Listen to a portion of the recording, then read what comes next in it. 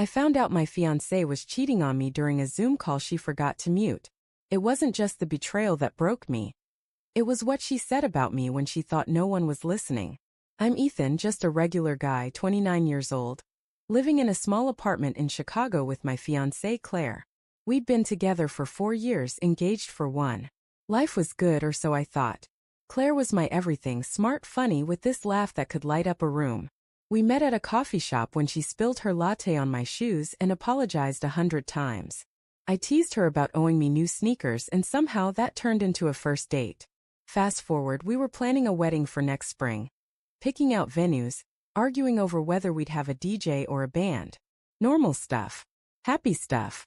Claire worked from home as a marketing consultant, always on Zoom calls with clients. I'm a graphic designer, so I'd often be in the next room, headphones on, sketching logos while she talked about brand strategies. Our apartment was cozy, exposed brick walls, a coffee table cluttered with takeout menus, and a couch we'd collapse on to watch old sitcoms. It felt like our space, you know? Like we were building something real. But then little things started to feel off. It's hard to pinpoint when it began. Maybe 6 months ago, Claire started locking her phone, which she never used to do. She'd laugh it off, saying she was just being cautious. But it nagged at me.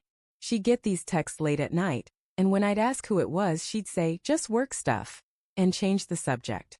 Once, I saw her smile at her screen in a way she hadn't smiled at me in a while, soft, secretive, like she was somewhere else. I told myself I was paranoid. Love makes you stupid like that. Then came the Zoom call. It was a Tuesday evening, and I was in the kitchen chopping vegetables for dinner. Claire was in the living room, her laptop on the coffee table, in the middle of a client meeting. She told me earlier, "I have a Zoom at 7, so don't make too much noise, okay?" I nodded, used to her work routine. The call started and I could hear her voice, all professional, talking about ad campaigns and metrics. I kept chopping, minding my own business. But then I heard another voice. A guy's voice, low and familiar, not part of the meeting. I froze, knife in hand. Claire's mic was still on and she didn't realize it.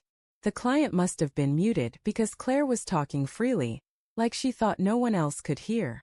"Yeah, I know, I miss you too," she said, her voice soft, almost giddy. My stomach twisted. I set the knife down and leaned toward the living room, straining to listen. "God, he's so clueless," she said, laughing lightly. "Ethan thinks I'm working late, but I'm just texting you. He's so wrapped up in his little designs he doesn't even notice." My heart stopped. Was she talking about me? I stepped closer, quiet as I could, and peeked through the doorway. Claire was leaning back on the couch, her laptop open, but she was texting on her phone, oblivious to the green mic on light glaring on her screen. The guy's voice came again, muffled but clear enough. "When are you gonna ditch him? You keep saying you will." My chest tightened like someone was squeezing the air out of me. Claire sighed, and I could hear the smile in her voice. "Soon, okay? I just need to figure out how to do it without him freaking out. He's so needy. It's exhausting." Needy? Exhausting? Each word hit like a punch. I stood there, rooted to the spot, my hands shaking. I wanted to storm in, demand answers, but my body wouldn't move. The client's voice suddenly cut in, confused. Claire, your mic's on." Claire gasped, fumbling to mute herself, but it was too late. I'd heard everything. I don't know how I kept it together. But I walked into the living room, my face burning. Claire's eyes widened when she saw me. "Ethan, she started, but I cut her off. "Who is he?" My voice was low, trembling. She stammered, her phone still in her hand. "It's not what you think. It was just a joke, I swear." A joke? Did she think I was an idiot? I grabbed her phone before she could stop me and saw the texts. Months of them, to some guy named Ryan. Flirty messages, plans to meet up, even a photo of them together at a bar we used to go to. My bar. Our bar. "Ethan, please let me explain," she begged, tears in her eyes. But what was there to explain? She'd been lying for months, maybe longer. She'd called me clueless, needy, exhausting. I felt like the ground was crumbling under me. "How long?" I asked, my voice breaking. She looked away, biting her lip. "A few months," she whispered. But it didn't mean anything. I laughed, a bitter, hollow sound. "Didn't mean anything? You're planning to leave me for him." My voice cracked and I hated how weak I sounded. Claire reached for my hand, but I pulled back. Don't, I said. Just don't. I walked out of the apartment, my head spinning, her voice calling after me. I didn't know where I was going, just away. That night, I crashed at my buddy Mike's place. I told him everything and he just listened, pouring me a beer and letting me rant. I kept replaying her words in my head. Clueless, needy, exhausting. I thought about all the times I'd cooked for her, planned our future, believed in us. I felt like a fool. But the anger came too, hot and sharp.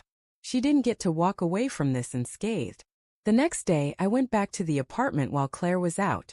I packed my stuff, clothes, laptop, a few books. I left her ring on the coffee table, right next to her laptop with a note. Guess I'm not so clueless anymore. Then I did something petty. Something I'm not proud of but don't regret. I logged into her Zoom account and changed her profile name to Cheater. Childish. Maybe. But it felt good. It's been 3 months now. I'm in a new place, a tiny studio with barely enough room for my drawing table. I'm not okay, not really.